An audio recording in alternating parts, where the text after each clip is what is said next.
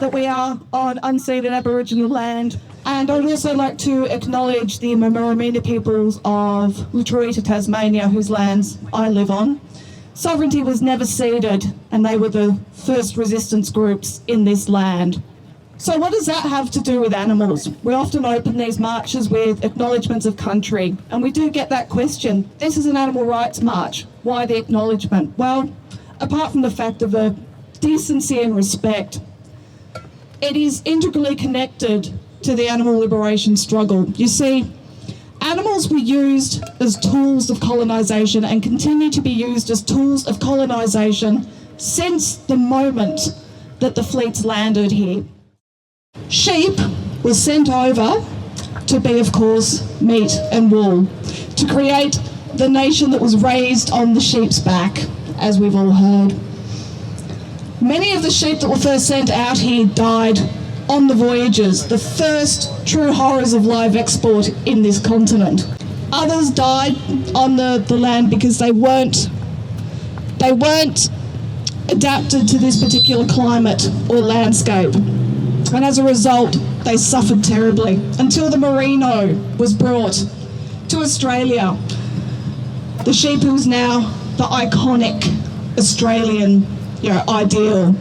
And we've got the image of the farmer on the land, rearing the sheep, rearing this merino, getting the meat, getting the wool. Don't you think that it's time that instead of being a nation, riding on the sheep of a back, that we used our own two goddamn legs for once? Yeah! That instead of exploiting millions upon millions upon millions, generation after generation of sheep, that we just stood up and learned to live without requiring the exploitation, the torture, and the suffering of others? Yeah! And wouldn't you think that the commercialisation of that suffering, of that exploitation, of that sheer violence, wouldn't that be something that everybody here walking past, filming from the sidelines, having a little giggle with their mates, shouldn't that be something we're all against? Yeah! When we see the throats open on the slaughterhouse floor, when we see them blinking and kicking and striving to survive, just like any one of you passes by right now, why aren't we all against that?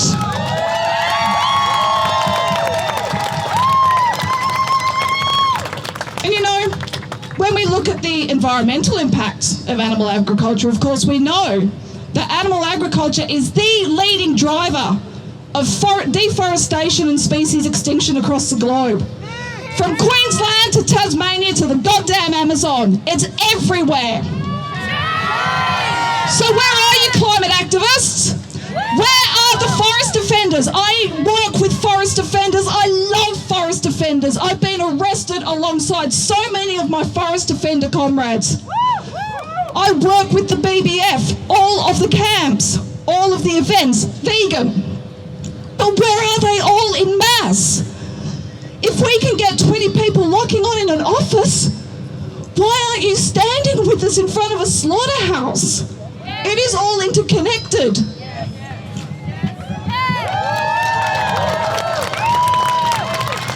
And as I speak here right now, a most horrific genocide is unfolding in Gaza, where the IDF, the most vegan army on earth, are shooting animals in the head. They're snipers, shoot them dead in the streets. They aim their tanks at horses. They starve the animals who unfortunately can't escape. They then exploit dogs to attack and to kill Palestinians and to torture them. Khalas ya habibi, khalas, enough, my dear, enough. But of course, colonisation and capitalism go hand in hand, don't they? You can't have one without the other. And capitalism is a system that takes a living, breathing individual, a human being, a non-human animal, the forests, the minerals in the earth, and gives it a number. Describes it as purely only what we can take from it, how we can use it. And as soon as it is no longer usable, it is discarded. like the bobby calves, like the greyhounds, like the racehorses, like the people who are disabled and cannot work, and they are put on welfare and forced to struggle under inhumane conditions because, guess what? You're not worth it on the labour market. It is all interconnected.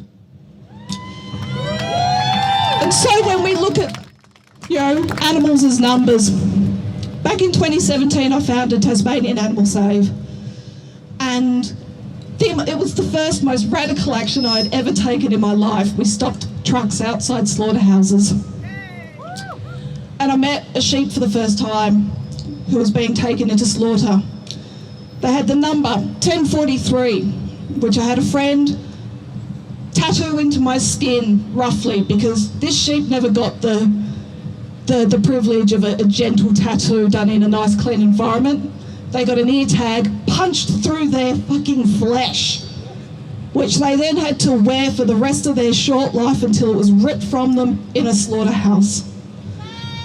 That was the first animal I ever encountered on a slaughter truck. Now, I could enumerate so many things that have happened then.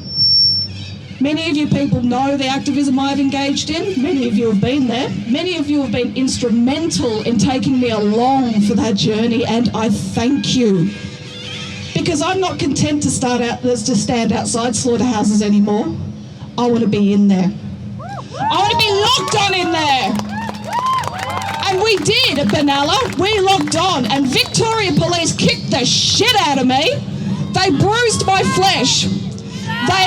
They grabbed me and they dragged me. They performed an illegal strip search to degrade me. Well, I'm still here. Where are you next? Who's going to come along with us next? Who wants to stand outside anymore? Nope. Who wants to go inside? The pig farms, where they have sows barely able to fit in their cages with the word cull spray painted across their back, because they're not producing young anymore at the rates that's profitable. Cull. And they'll be gassed in a gas chamber. Who wants to come to the chicken farms and get the egg layers out with us and give them the lives they deserve? I know exactly where I want to be. So I'm going to finish with one simple message. And it is a message that I want you all to take to heart, that we all have a part. We all have a skill set. We all have something we can contribute, whether it's words, music, art, photography, your voice, your body. But I'm going to just say this. Everyone looks good in a balaclava. Animal liberation!